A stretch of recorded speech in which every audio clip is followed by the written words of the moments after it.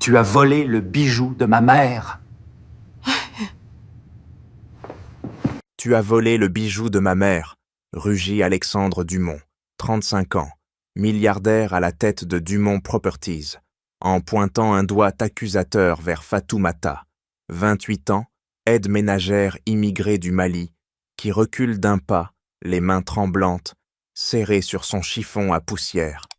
Son visage, marqué par une cicatrice discrète au coin de l'œil gauche, souvenir d'une enfance rude à Bamako, se crispe sous l'assaut verbal, mais elle ne baisse pas les yeux. Alexandre, costume impeccablement taillé, soulignant sa stature imposante, frappe du poing sur le comptoir de marbre de la cuisine, envoyant une vibration qui fait teinter les verres dans l'armoire voisine. Comment oses-tu porter ça à ton doigt? C'est une pièce unique, forgée pour ma famille par un joaillier exclusif de Paris en 1995. Seulement 2 exemplaires au monde. Un pour ma mère, Isabelle Dumont, et l'autre pour... Il s'interrompt, la voix brisée par une fureur contenue, ses phalanges blanchissant autour du bord du comptoir qui l'agrippe comme pour l'écraser. Fatoumata, dite Fatou, sent son cœur martelé dans sa poitrine, chaque battement comme un écho des tambours de son village natal.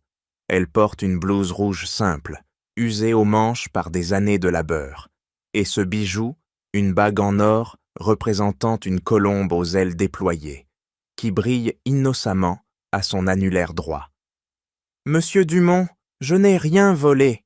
réplique-t-elle d'une voix ferme, quoique tremblante, son accent malien roulant légèrement sur les voyelles françaises. Elle avance d'un pas, refusant de se laisser acculer contre le mur froid du couloir adjacent, où l'ombre d'un tableau familial semble la narguer. Alexandre l'interrompt d'un geste tranchant de la main, ses yeux bruns, hérités de sa mère, flamboyants de mépris. « Mensonge, ma mère était ici il y a 1 semaine, et maintenant, toi, une immigrée qui arrive de nulle part, tu parades avec l'exacte réplique? Tu crois que je suis aveugle ?» Il sort son téléphone de la poche intérieure de sa veste, ses doigts pianotant furieusement sur l'écran, composant le numéro de la police sans une seconde d'hésitation. Fatou sent une chaleur monter à ses joues conco-sombres, ses ongles s'enfonçant dans la paume de sa main gauche, laissant des croissants rouges invisibles. Elle pense à ses parents adoptifs, à Bamako, qui l'ont trouvée errante à 3 ans près d'une gare routière, avec cette bague comme seul lien à un passé flou, des bribes de chants en français, un jardin verdoyant, un petit garçon riant. Cette bague est à moi depuis toujours, monsieur. Mes parents me l'ont donnée quand ils m'ont recueilli. Je jure sur ma vie que je n'ai touché à rien chez vous. Mais Alexandre ricane, un rire sec et coupant comme une lame, en approchant son visage du sien, si près qu'elle sent l'odeur de son aftershave coûteux. Tes parents, des paysans du Mali qui possèdent un bijou d'une valeur de 50 000 €? Ridicule, tu es une voleuse, et je vais m'assurer que tu retournes d'où tu viens, en prison ou expulsé. Il appuie sur l'appel, sa voix tonnant dans le combiné. « Allô, police? J'ai une voleuse dans ma maison. Envoyez quelqu'un immédiatement. » Fatoumata sent le sol se dérober sous ses pieds, nus, encore couvert de la poussière du parquet qu'elle astiquait il y a 1 minute à peine. Mais au lieu de s'effondrer, elle plante ses orteils dans le tapis oriental, ancrant son corps comme les racines d'un baobab malien face à la tempête. « Vous m'accusez sans me connaître, monsieur Dumont », lance-t-elle d'une voix qui ne tremble plus. Ses yeux noirs, profonds comme les nuits de Bamako, fixant les siens sans ciller. Elle décroise les bras, tend la main droite où la bague colombe scintille, et l'enlève d'un geste précis, les ongles courts et abîmés par le travail manuel, effleurant le métal chaud. Prenez-la, vérifiez-la, mais sachez que cette colombe est mon seul héritage, pas un trophée volé. Alexandre, les narines dilatées, arrache la bague de sa paume, ses doigts frôlant les siens dans un contact électrique qui le fait reculer d'un pas, comme brûlé. Tes histoires ne m'intéressent pas. La police s'en occupera. Il jette la bague sur le comptoir, où elle roule avec un tintement moqueur, s'arrêtant net contre une tasse de café froide. Fatou ne bronche pas.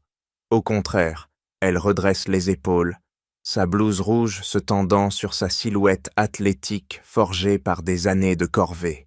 Porter de l'eau au village, nettoyer des appartements parisiens pour survivre. Elle pense à ses parents adoptifs, à leurs mains calleuses qui l'ont élevée sans question, lui racontant comment ils l'ont trouvée, petite fille perdue avec cette bague et des murmures en français incohérents. « Je ne supplierai pas pour ma dignité », rétorque-t-elle, sa voix montant d'un ton, coupante comme une machette. « Vous, un homme riche, entouré de luxe, vous jugez une immigrée comme moi, sur une apparence, parce que ma peau est noire, mes origines lointaines?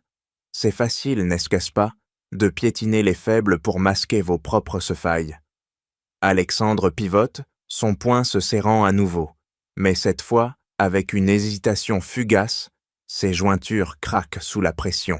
« Tais-toi, tu n'as pas le droit de me parler ainsi dans ma propre maison. » Il avance, imposant sa présence, mais Fatou ne recule pas. Elle incline légèrement la tête, un sourire amer aux lèvres, révélant une dent légèrement ébréchée d'un accident d'enfance.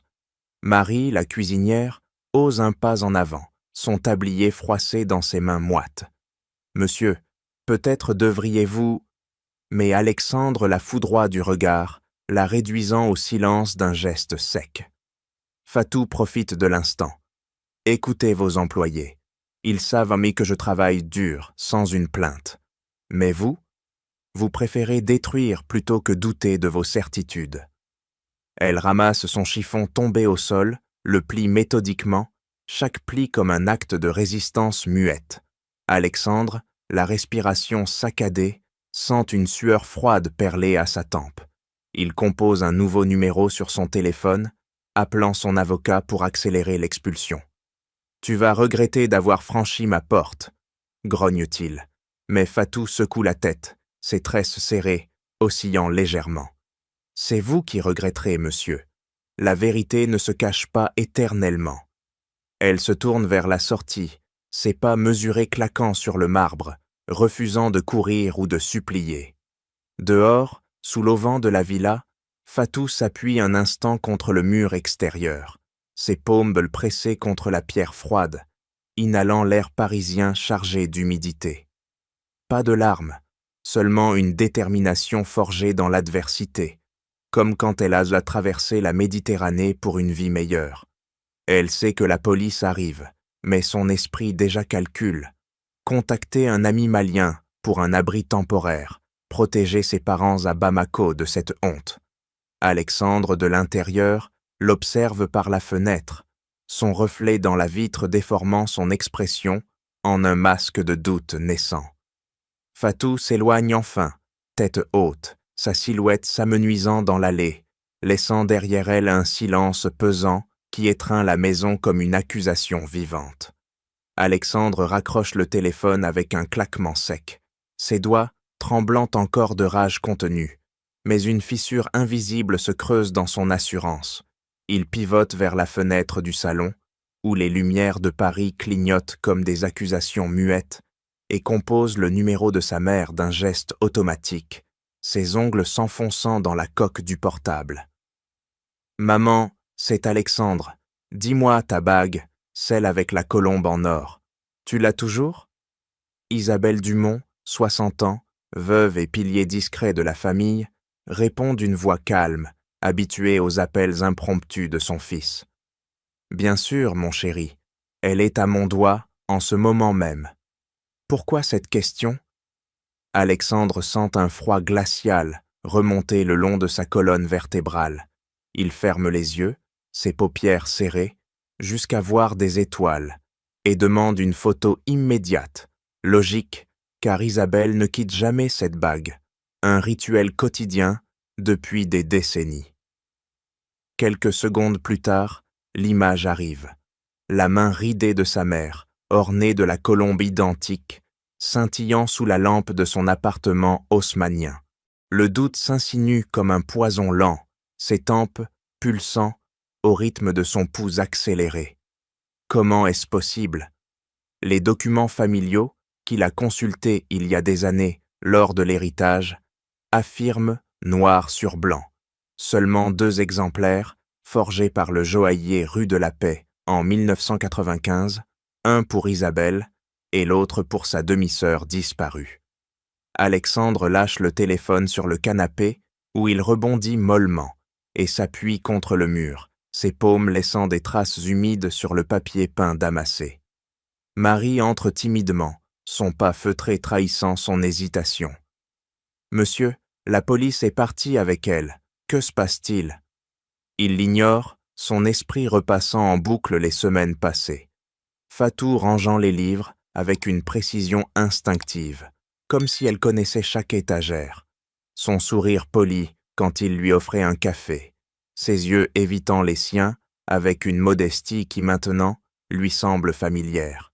« J'ai peut-être, » murmure-t-il, mais il ravale les mots, son poing se refermant sur le vide. Jean, le jardinier, descend l'escalier avec un bruit de bottes terreuses, ses mains noueuses serrant son chapeau. « Elle n'a rien d'une voleuse, monsieur. Elle aidait même à tailler les roses sans que je demande. » Alexandre pivote, son regard acéré le transperçant. « Tais-toi, ce n'est pas ton affaire. » Mais les mots sonnent creux, son estomac se nouant comme un câble tendu. Il imagine Fatou au commissariat, interrogé sous des néons crus, ses papiers d'immigration scrutés, risque d'expulsion pour une accusation infondée. Une sueur froide perle à sa nuque. Il essuie son front d'un revers de manche, le tissu froissé absorbant sa panique naissante. Pourquoi n'a-t-il pas vérifié avant d'appeler? Sa fureur, nourrie par des préjugés enfouis, immigré, noir, pauvre, l'a aveuglé, transformant une coïncidence en crime. Il attrape la bague sur le comptoir, la tournant entre ses doigts, notant les gravures identiques. Une minuscule inscription, « Paix éternelle », signature du joaillier. Si la bague de sa mère est intacte, celle-ci est une 3e. Impossible, selon les archives. Ou alors, le regret monte, acide, brûlant sa gorge. Il pense à son père défunt, qui lui a enseigné la prudence dans les affaires, mais pas dans les jugements humains. Alexandre arpente la pièce, chaque pas martelant le sol comme un reproche, ses épaules s'affaissant sous le poids d'une erreur potentielle. Marie et Jean échangent un regard, mais il les congédie d'un geste sec, isolé dans son tourment. Seul maintenant, il s'assoit lourdement sur une chaise, la bague serrée dans son poing, sentant pour la première fois la morsure du doute, une entaille profonde qui saigne en silence, promettant une nuit sans sommeil. Alexandre enfonce les mains dans les poches de son manteau, ses pas claquant sur le trottoir mouillé de la rue de la Pompe, où les lampadaires diffusent une lueur jaunâtre qui étire son ombre comme un fantôme accusateur. Il ne peut plus ignorer le regret qui lui ronge les entrailles, une brûlure acide qui monte à chaque respiration. Dès l'aube, il a contacté le commissariat du 16e arrondissement, sa voix rauque exigeant des détails. Fatou a été relâché sans charge, mais sans adresse fixe, seulement un vague lien à un foyer d'immigrés maliens à Saint-Denis. Il serre les dents, ses molaires grinçant sous la pression, et monte dans sa berline noire, le moteur ronronnant comme un reproche étouffé. « Trouvez-la », ordonne-t-il à son assistant par Bluetooth, ses doigts tambourinant sur le volant en cuir. L'assistant, voix neutre au bout du fil, promet d'engager un détective privé. Logique, avec les connexions de Dumont Properties dans les bases de données administratives. La route vers Saint-Denis est un tourbillon de klaxons et de feux, rouges, chaque arrêt forçant Alexandre à revivre l'accusation. Son cri, le regard défiant de Fatou, la bague qui n'aurait pas dû exister. Il gare la voiture près d'un immeuble délabré, ses chaussures italiennes évitant les flacons sales, et entre dans un café malien bondé, où l'odeur de thé à la menthe se mêle à des conversations en bambara. Il montre une photo de Fatou tirée de son dossier d'embauche. Ses yeux scrutant les visages, un vieil homme secoue la tête, mais une femme au dreadlock pointe vers un centre communautaire voisin. Alexandre avance, son pouls bouillit s'accélérant, chaque refus alimentant son urgence intérieure. Au centre, une animatrice, quarantaine burinée, confirme. Fatou y passe parfois, aidant au concours de français pour réfugiés. Elle est partie hier, après l'interrogatoire, semblait secouée, mais déterminée. Alexandre sent une pointe au cœur, ses ongles s'enfonçant dans sa paume. Il glisse un billet de 100 €, murmurant « Dites-lui que je dois la voir, c'est urgent ». La nuit tombe, et il arpente les rues de Saint-Denis, interrogeant des marchands ambulants, son manteau froissé par l'humidité. Un jeune Malien, casquette enfoncée, lâche enfin. Elle loge chez des cousins, rue Mira. Mais attention, elle n'aime pas les riches cadans qui débarquent. Alexandre accélère, sa respiration saccadée, imaginant Fatou seul, affrontant les démarches administratives pour son visa menacé. Il frappe à la porte d'un appartement exigu où une odeur de riz épicé s'échappe. Une cousine ouvre, méfiante, ses bras croisés barrant l'entrée. Elle n'est pas là, et même si elle ne veut pas vous voir. Alexandre insiste, sa voix se brisant. Dites-lui que je sais pour la bague, que j'ai vérifié avec ma mère. Je dois réparer. La porte se referme, mais pas avant qu'il aperçoive un sac à dos familier, celui de Fatou. Le lendemain, il retourne, attendant des heures sous la pluie fine, son col relevé contre le froid qui s'infiltre comme son remords. Enfin, Fatou apparaît, sac en bandoulière, ses tresses humides collant à son front. Elle s'arrête net, ses lèvres se pinçant. Alexandre avance, mains ouvertes en signe de paix. « Fatou, attendez, j'ai commis une erreur terrible, laissez-moi expliquer. » Elle ongle et hésite, ses doigts serrant la sangle du sac, mais le doute dans ses yeux, miroir du sien, l'empêche de fuir. Il poursuit, voix basse. « Ma mère a confirmé. Sa bague est intacte. La vôtre, elle pose une question que je ne comprends pas encore, mais je sais que je vous ai blessé par préjugé. Permettez-moi de chercher la vérité avec vous. » Fatou croise son regard, une étincelle de curiosité luttant contre la méfiance, et hoche imperceptiblement la tête. Un premier pas dans l'inconnu. Fatoumata pousse la porte grinçante d'un immeuble décrépit à Saint-Denis, ses épaules alourdies par un sac rempli de légumes frais, achetés au marché noir. Elle ne s'effondre pas. Au contraire, elle redresse le dos, ses muscles tendus comme des cordes d'arc, forgés par des traversées clandestines et des nuits sans sommeil. Dans l'appartement exigu partagé avec des cousins maliens, l'air est chargé d'épices et de rires étouffés. Elle dépose le sac sur une table bancale, ses doigts effleurant une photo jaunie de ses parents adoptifs, un couple au visage buriné par le soleil de Bamako, leur sourire figé comme un bouclier contre l'adversité. « Fatou, tu rentres tard », lance Aïssa, sa cousine, en remuant une marmite de mafé sur un réchaud instable. Fatou hoche la tête, ses lèvres se courbant en un sourire forcé, révélant une force intérieure qui refuse la pitié. Elle s'assoit sur un matelas usé, ses paumes frottant ses cuisses pour chasser la fatigue, et sort un petit carnet, page noircie de notes en français approximatif, fruit d'un de ses efforts solitaires pour maîtriser la langue. Au lieu de ruminer l'humiliation, Fatou agit. Elle attrape un paquet de cahiers d'école, les distribue aux enfants du quartier qui affluent à sa porte chaque soir. « Aujourd'hui, on lit des phrases simples, » dit-elle d'une voix ferme, ses yeux pétillants d'une détermination farouche. Un garçon de 10 ans, yeux écarquillés, annonce « La colombe vole haut ». Fatou corrige doucement, ses doigts, guidant les siens sur le papier, ignorant la douleur lancinante à son annulaire, où la bague manquait désormais. Ces leçons gratuites, improvisées sur un coin de table, sont son rempart, Elle enseigne non seulement les mots, mais la résilience, comme elle l'a apprise, en fuyant la pauvreté malienne pour les rues hostiles de Paris. Une fillette trébuche sur un verbe. Fatou l'encourage, sa main serrant l'épaule frêle, transmettant une chaleur qui défie le froid des murs craquelés.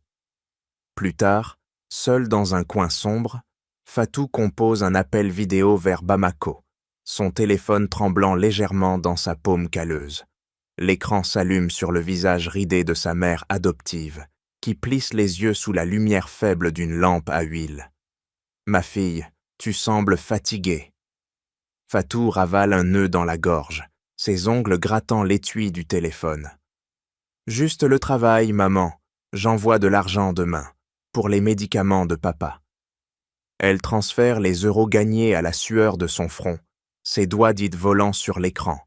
Chaque clic, un acte de défiance contre le destin qui l'a jetée, ici.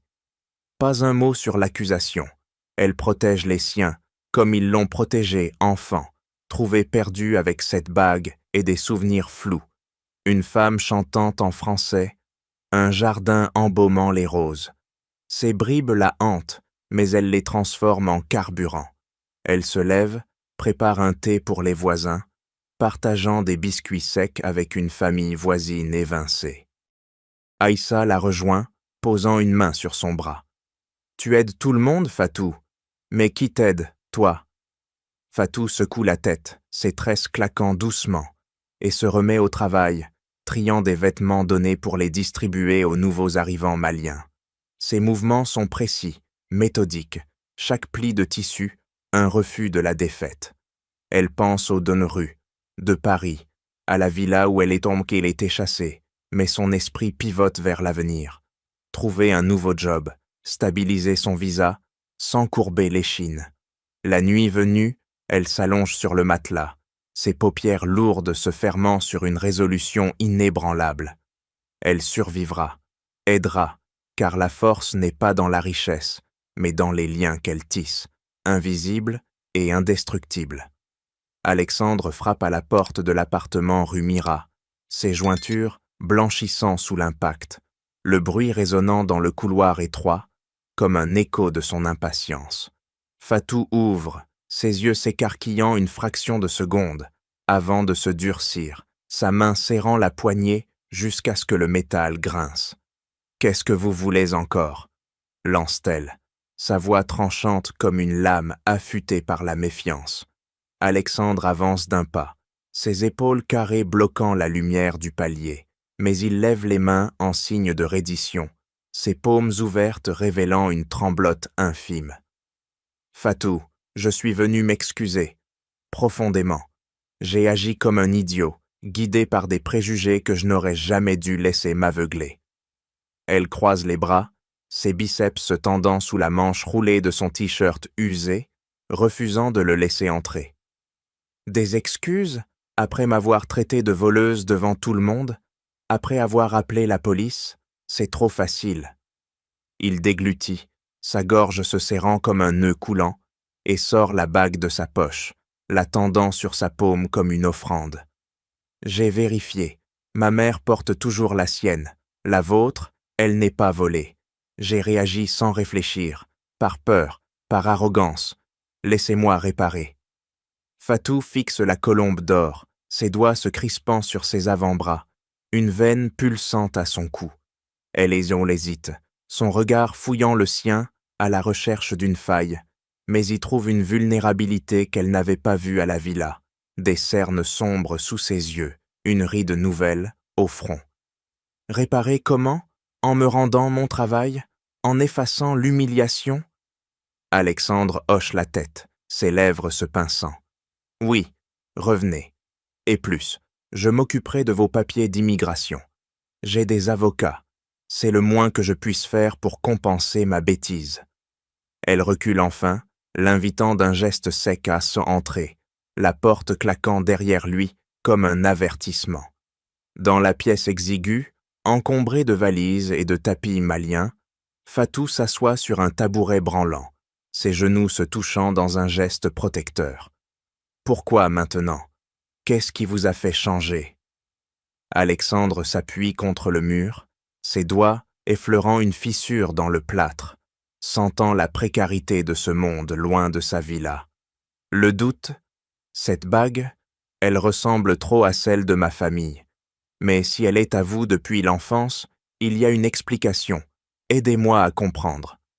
Fatou fouille dans son sac, en sort une enveloppe froissée, ses ongles grattant le papier jauni. Elle en extrait une photo ancienne. Une petite fille de 3 ans, peau sombre, yeux rieurs, portant la bague à un doigt trop grand, debout près d'une gare routière poussiéreuse à Bamako. Mes parents m'ont trouvé comme ça, perdu, sans nom, seulement avec ça et des mots en français que je balbutiais.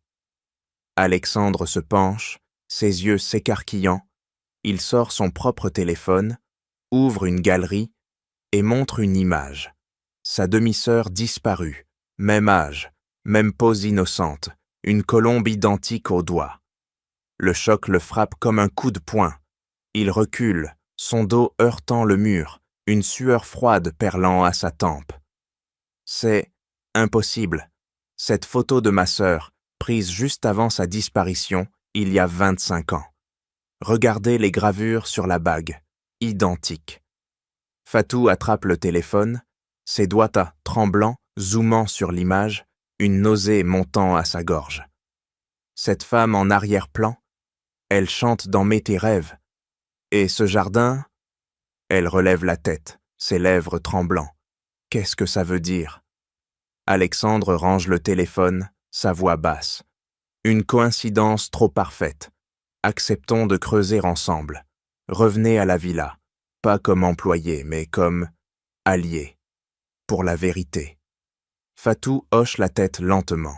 Ses paupières se fermentent une seconde, scellant un pacte fragile, mais chargé d'une promesse explosive.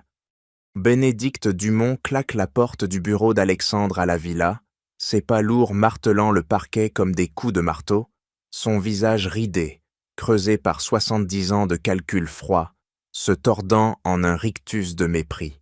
« Qu'est-ce que c'est que cette folie ?» aboya-t-il, pointant un doigt, noueux, vers la photo sur le bureau, où la petite fille, à la bague colombe, fixe l'objectif d'un regard innocent. Alexandre se raidit dans son fauteuil, ses doigts se crispant sur les accoudoirs en cuir, sentant une tension monter le long de sa nuque. Bénédicte, costume froissé par un voyage hâtif depuis sa résidence en Provence, arrache la photo de ses mains, ses ongles jaunis grattant le papier glacé. Tu ramènes une immigrée malienne ici, et maintenant tu prétends qu'elle était liée à notre famille? C'est une arnaqueuse. Elle vise l'héritage, et toi, tu tombes dans le panneau comme un naïf. Fatou, debout près de la fenêtre, sent un frisson glacé remonter ses bras nus. Elle croise les mains dans son dos, ses ongles s'enfonçant dans ses paumes pour ancrer sa colère naissante. « Je ne suis pas venu pour votre argent, monsieur », rétorque-t-elle, sa voix coupante comme une faux, ses yeux noirs transperçant Bénédicte, qui pivote vers elle, ses lèvres se retroussant en un sourire carnassier. « Toi, tais-toi. Une étrangère qui ose s'immiscer dans les affaires des Dumont? J'ai géré cette famille pendant des décennies, les finances, les secrets. Et maintenant, cette imposture ?» Il jette la photo sur le sol, où elle glisse sous le bureau, son bord se cornant contre le pied métallique. Alexandre se lève d'un bond, son poing se serrant, les veines saillant sur son avant-bras. « Oncle, arrête, les photos correspondent. La bague aussi, ce n'est pas une coïncidence. » Bénédicte ricane, un son rauque qui gratte l'air comme du papier de verre, et s'approche de Fatou, si près qu'elle sent son haleine chargée de cognac. Regarde-la, peau noire, accent du tiers-monde. Comment pourrait-elle l'être de notre sang? Isabelle a eu une fille avec son premier mari, un faible qui a dilapidé sa fortune. Cette gamine a disparu, kidnappée, peut-être morte. Et toi, Alexandre, tu exhumes ce fantôme pourquoi? Pour assouvir ta culpabilité? Fatou ne recule pas. Au contraire, elle incline le menton, ses tresses se balançant légèrement, et fixe son regard sur lui. Vos mots puent là la haine, mais la vérité ne se cache pas derrière des insultes.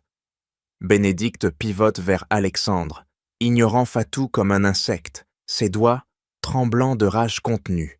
Écoute-moi, si tu poursuis ça, tu déterres des vieux os. L'héritage de ton grand-père, que j'ai protégé, sera dilué. Cette femme est une menace, expulse-la avant qu'elle ne ruine tout. Alexandre sent une bile monter, ses tempes pulsant. Il ramasse la photo, ses doigts dans la lissant pour effacer la marque. Non, nous ferons un test ADN, si elle essaie ma demi-sœur. Bénédicte l'interrompt d'un geste tranchant, sa main claquant l'air.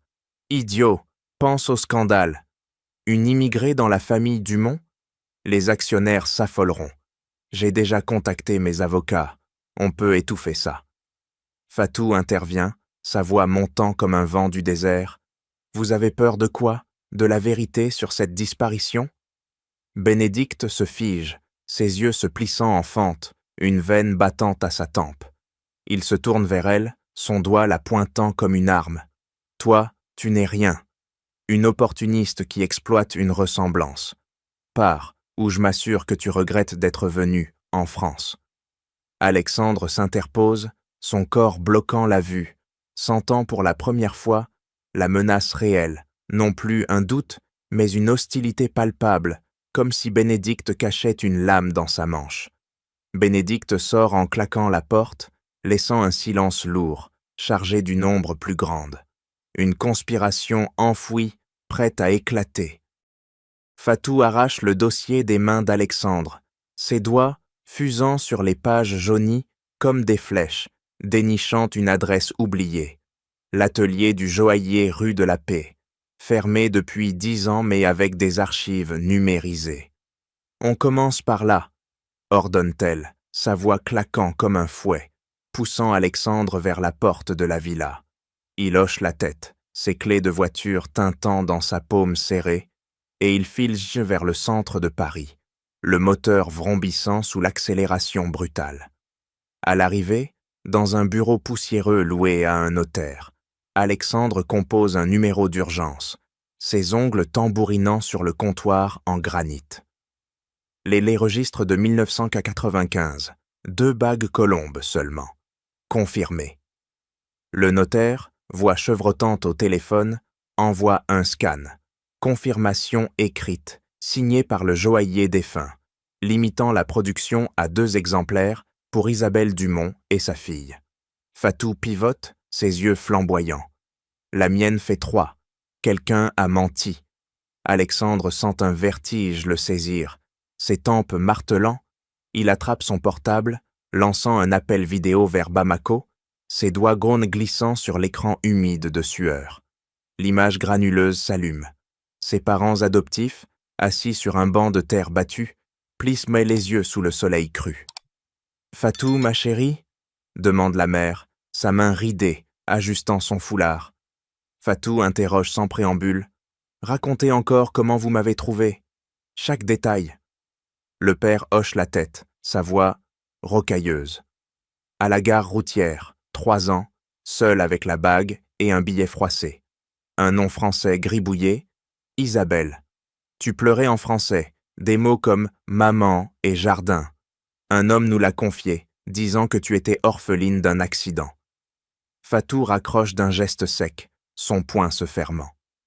Ce billet, une piste. L'homme? Alexandre intervient, sa voix tendue. Mon oncle Bénédicte voyageait souvent en Afrique à l'époque, pour affaires. Coïncidence?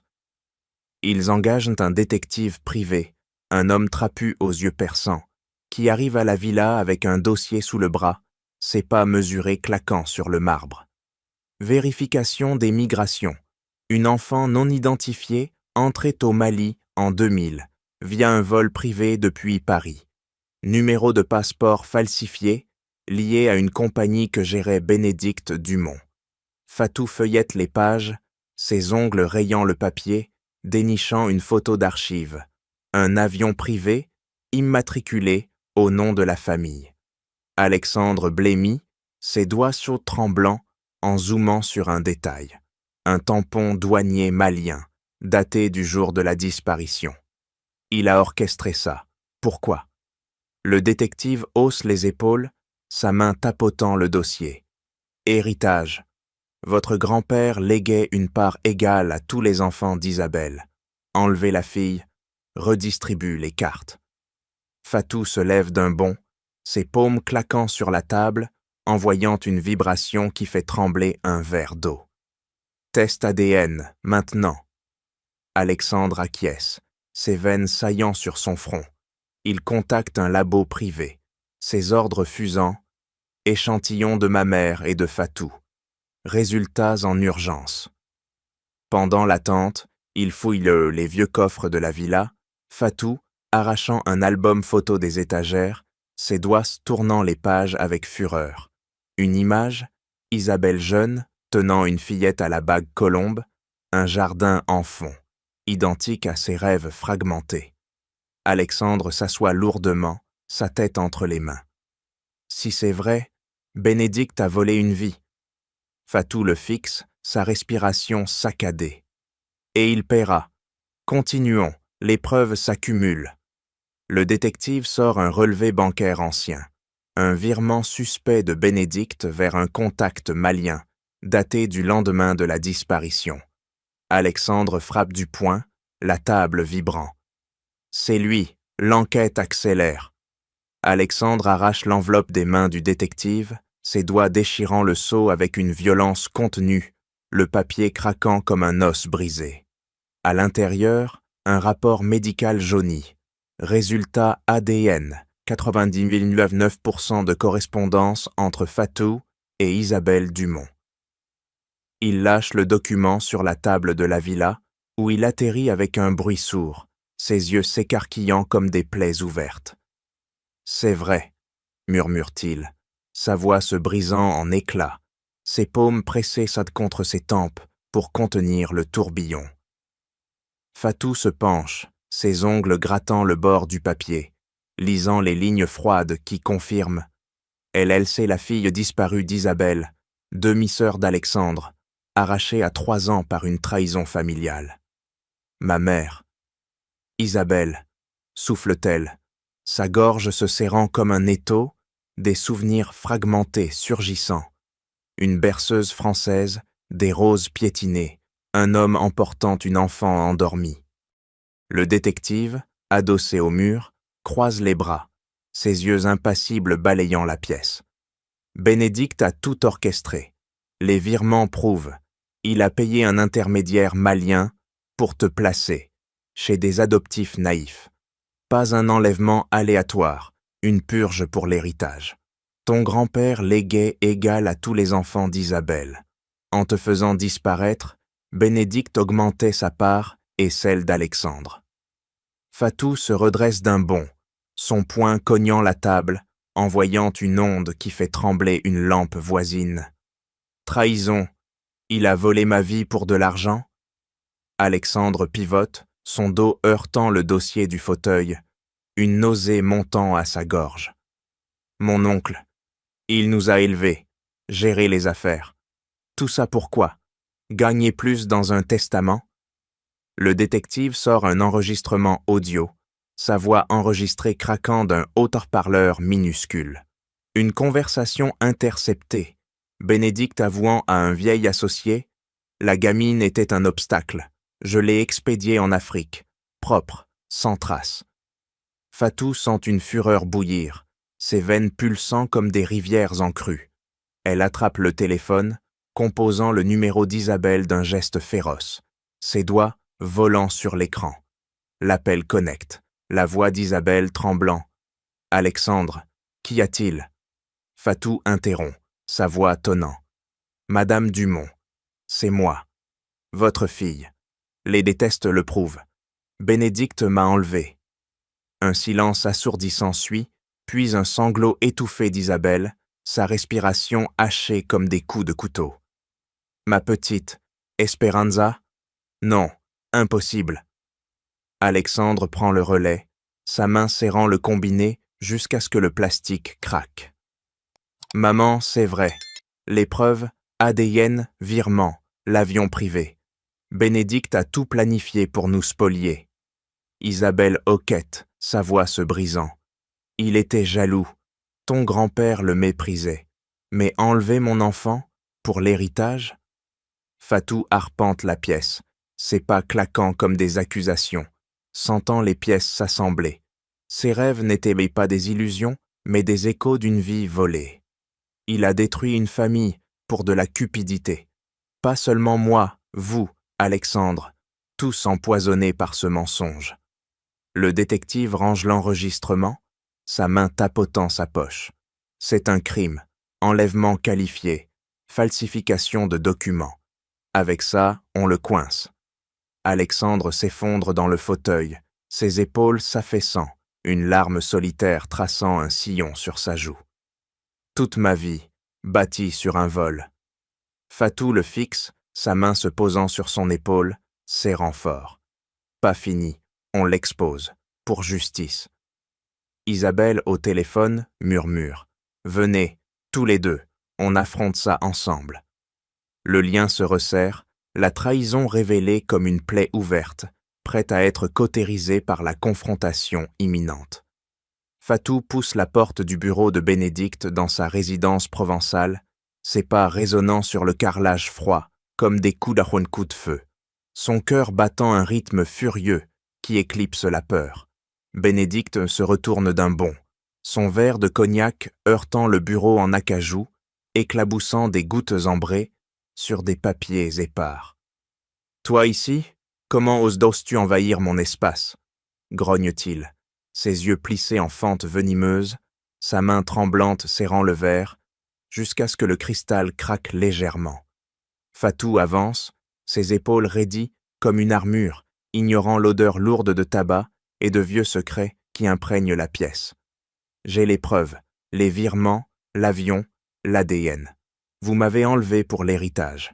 Avouez. Bénédicte ricane, un son guttural qui racle sa gorge, et pose le verre d'un geste sec, ses doigts y laissant des traces de grâce sur le bois poli. Il se lève lentement, sa silhouette voûtée se redressant en une menace tangible, et s'approche d'elle, son souffle chaud effleurant son visage. « Petite idiote, tu crois que des papiers jaunis me feront plier? J'ai protégé cette famille de la faiblesse. Ta mère, avec son mariage raté, diluait notre sang.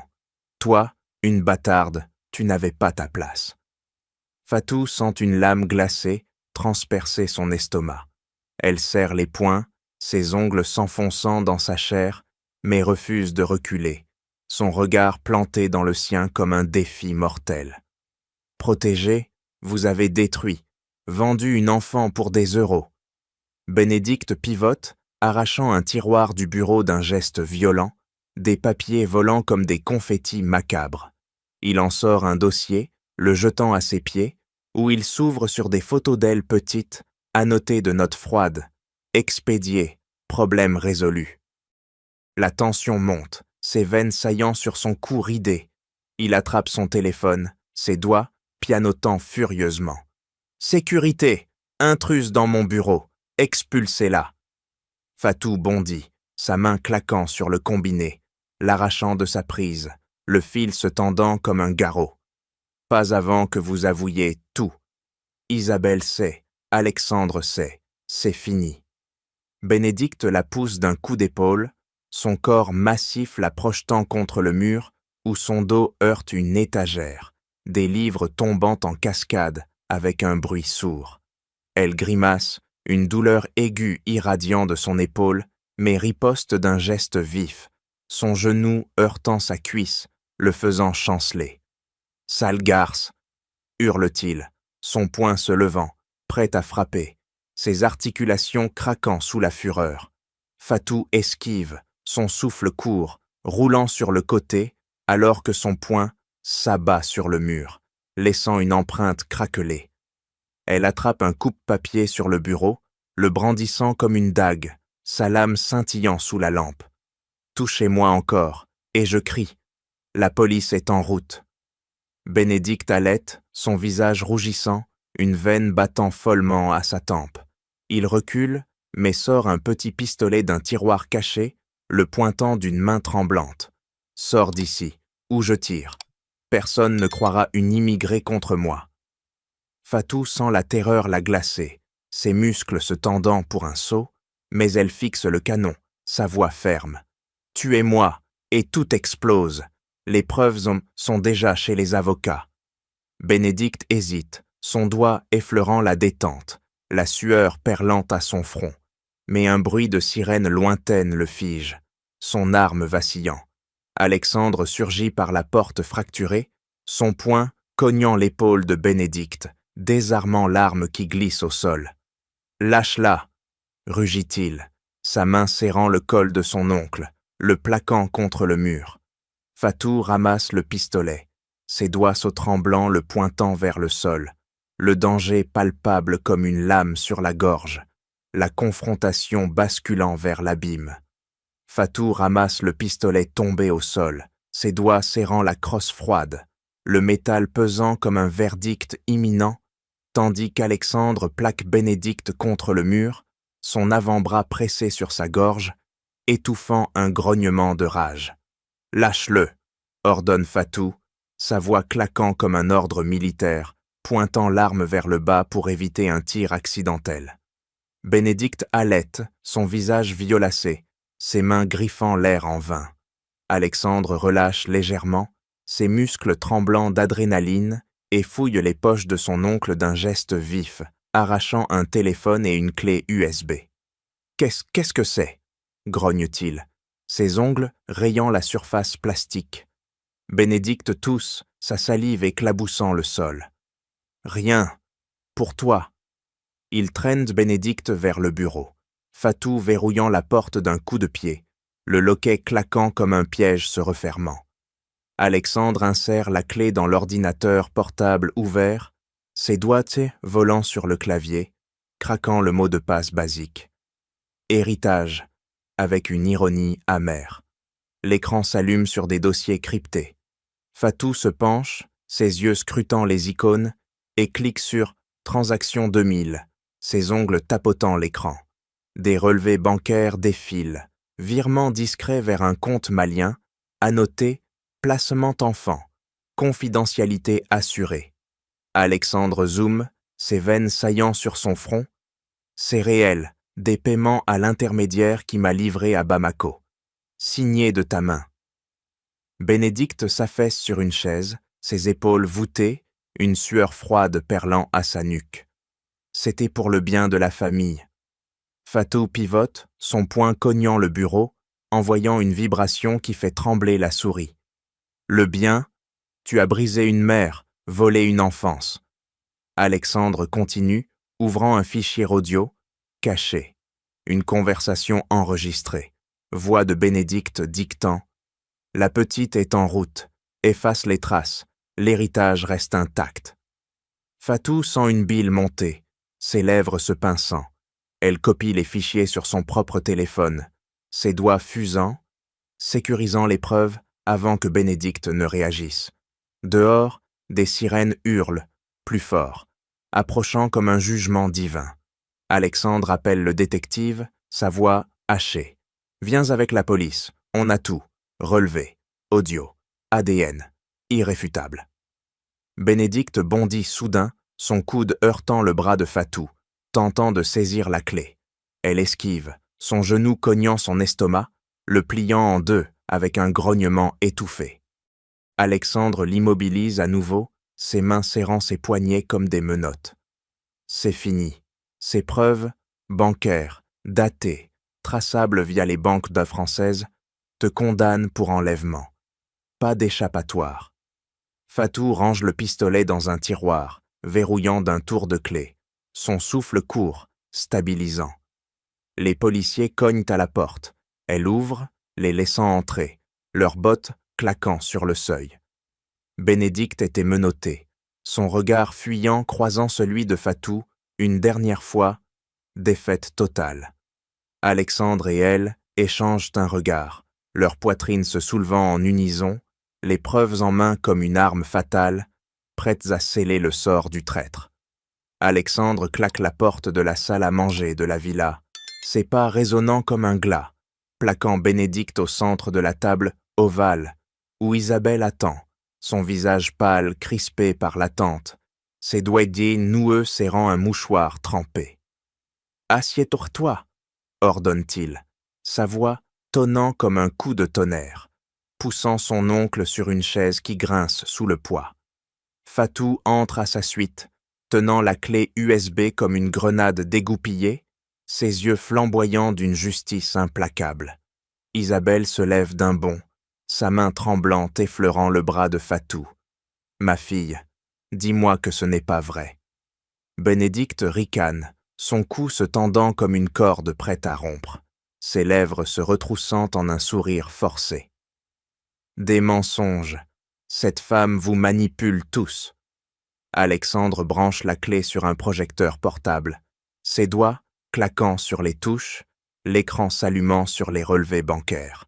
Virements datés, signatures irréfutables. Regarde, maman, ces paiements à l'intermédiaire malien, le jour de la disparition. Isabelle hoquette, sa poitrine se soulevant en spasme, une main pressée sur sa bouche pour étouffer un cri. Fatou pivote vers Bénédicte, sa voix coupante. « Avouez, vous m'avez vendu pour grossir votre part d'héritage, une enfant contre des millions. » Bénédicte bondit, son poing cognant la table, envoyant une vibration qui fait teinter les verres. « Preuve fabriquée, je protégeais la lignée du monde de ton sang impur. » Mais Alexandre lance l'audio, la voix de Bénédicte craquant des haut-parleurs. La gamine est expédiée, l'héritage reste intact. Isabelle s'effondre sur sa chaise, ses larmes coulant en sillons brûlants, ses ongles griffant le bois. « Mon frère, comment as-tu pu? Ma petite Esperanza. » Bénédicte blêmit, ses veines saillant sur son front, son corps se recroquevillant comme une feuille sèche. Fatou s'avance, son index pointé comme une lame. « Dites-le, à voix haute. Vous avez drogué une enfant, falsifié des papiers, payé pour qu'elle disparaisse en Afrique. Pourquoi? L'avidité. » Les policiers, postés à la porte, avancent d'un pas, leurs menottes tintant comme un avertissement. Bénédicte halète, sa sueur perlant sur son col amidonné, et craque enfin, sa voix se brisant. « Oui, je l'ai fait. Ton grand-père me méprisait, me laissait des miettes, enlevait la gosse, redistribuait tout. Je l'ai confié à des inconnus, propres, sans retour. » Alexandre frappe du poing, la table vibrant sous l'impact, ses yeux injectés de fureur. « Traître, tu as brisé notre famille pour de l'argent sale. » Isabelle se lève, sa main claquant la joue de Bénédicte, laissant une marque rouge comme un sceau. « Mon enfant, 25 ans de deuil pour ta cupidité. » Fatou fixe son oncle, sa respiration calme maintenant, une victoire froide dans le regard. C'est fini. La justice prend le relais.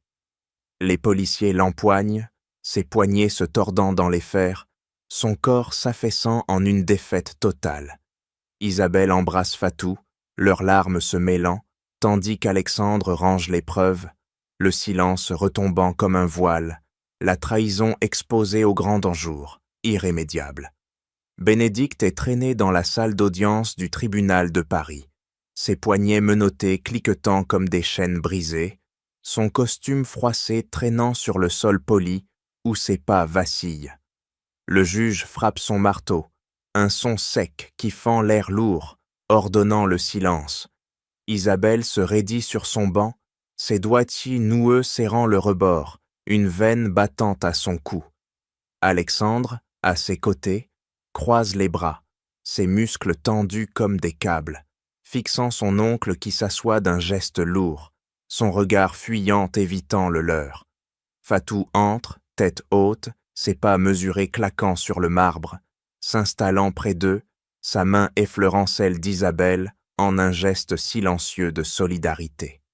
Le procureur se lève, sa voix tonnant comme un verdict anticipé, brandissant les preuves. Relevés bancaires projetés sur l'écran, virements irréfutables vers le Mali, audio craquant des haut-parleurs où Bénédicte dicte l'enlèvement. Accusé d'enlèvement qualifié, falsification de documents et conspiration pour fraude successorale, énonce-t-il, son doigt de pointant les dates qui scellent le crime. 25 ans de mensonges disséqués en minutes. Bénédicte se tortille, sa sueur perlant sur son front ridé, ses lèvres se pinçant en une ligne fine. C'était pour la famille, marmonne-t-il, mais le juge l'interrompt d'un geste tranchant, sa main claque en l'air. L'avocat de la défense plaide, voix chevrotante. Mon client regrette, circonstances atténuantes. Fatou serre les dents, ses ongles s'enfonçant dans ses paumes, sentant une fureur froide monter. Isabelle témoigne, sa voix brisée, claquant comme des éclats de verre. Vous avez volé ma fille, 25 ans de douleur pour votre avidité. Elle produit le testament original, page jaunie dépliée, prouvant la part égale, redistribuée illégalement par Bénédicte. Alexandre suit, son poing cognant le pupitre. Il a manipulé les comptes, effacé les traces. Mais les banques confirment. Fraude fiscale en prime. Fatou conclut, sa voix ferme. J'ai grandi sans mère, sans nom, à cause de lui. Justice maintenant. Bénédicte craque, son corps s'affaissant, avouant d'une voix rauque. Oui, pour l'argent. Je l'ai drogué, expédié, pas de regret. Le juge frappe à nouveau, son marteau scellant. Coupable sur tous les chefs, 12 ans de prison ferme, restitution intégrale de l'héritage volé. Les menottes se referment plus serrées, Bénédicte emmenée, son dos voûté traînant comme une défaite incarnée. Isabelle s'effondre contre Fatou, leurs épaules se heurtant en un sanglot partagé. Alexandre signe les papiers légaux, ses doigts liés volant sur les clauses. Héritage rétabli, part, redistribué, Fatou reçoit sa due, sans contestation. Les nœuds se défont, dettes fiscales payées, préjugés familiaux brisés par le verdict. Fatou sort du tribunal, son menton levé, sentant le poids s'alléger, la justice comme une lame qui tranche enfin les chaînes invisibles. Alexandre claque la porte de son bureau chez Dumont Properties, ses pas martelant le couloir vitré comme des promesses irréfutables, convoquant son conseil d'administration d'un geste sec du téléphone. « Réunion immédiate », ordonne-t-il, sa voix tranchante comme une lame affûtée par le remords, ses doigts serrant le combiné jusqu'à ce que le plastique chauffe. Les actionnaires arrivent, costumes impeccables se froissant sur les chaises en cuir, leurs regards interrogateurs transperçant l'air tendu. Alexandre se dresse, son poing cognant la table de conférence, envoyant une onde qui fait vibrer les verres d'eau. Changement radical, nous lançons un fonds pour l'intégration des immigrés maliens en France. 5 millions d'euros initiaux. Priorité, emploi qualifié, formation, logement. Un murmure s'élève, un actionnaire tousse, sa main grattant son col amidonné. Risqué pour l'image. Alexandre pivote, ses yeux flamboyants. Risqué, c'est justice, j'ai jugé par préjugé. Une immigrée, noire, pauvre. Elle épaisse ma sœur, ce fonds répare.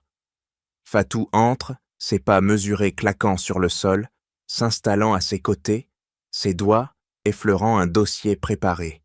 Je gérerai le fonds. Priorité aux communautés comme la mienne. Éducation, visa stable. Isabelle, assise près d'elle, hoche la tête, sa main serrant celle de Fatou. Une alliance forgée dans la douleur. Alexandre continue, sa voix montant.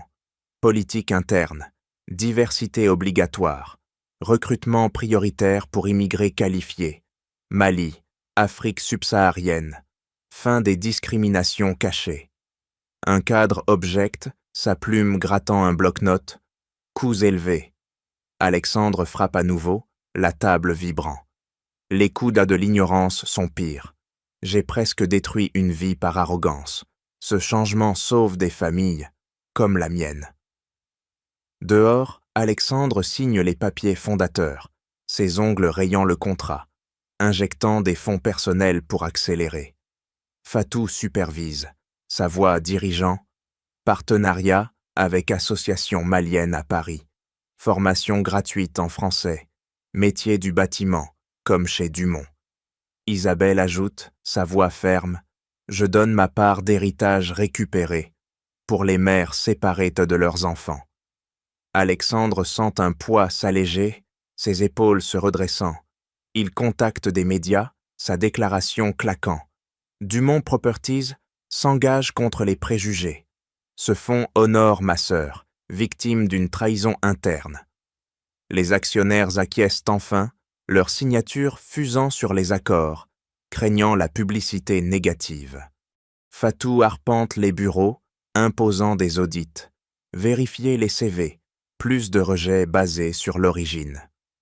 Alexandre réunit les employés, sa voix tonnant, changement culturel, formations anti-bias obligatoires. Isabelle visite un centre malien, sa main distribuant des chèques. Ses larmes séchées par l'action. Le fonds décolle, premiers emplois créés, famille relogée. Alexandre sent le remords se muer en espoir, ses nuits apaisées par des rapports positifs. Une immigrée promue, un enfant scolarisé. Fatou sourit enfin, ses doigts caressant l'ancienne bague, symbole d'un pont entre mondes. Ce geste massif efface les ombres, bâtissant un legs de rédemption. Fatou pousse la porte du jardin de la villa, ses pas claquant sur les graviers comme un rythme victorieux, où Isabelle attend près du fontaine, sa main ridée serrant un bouquet de roses fraîchement coupées.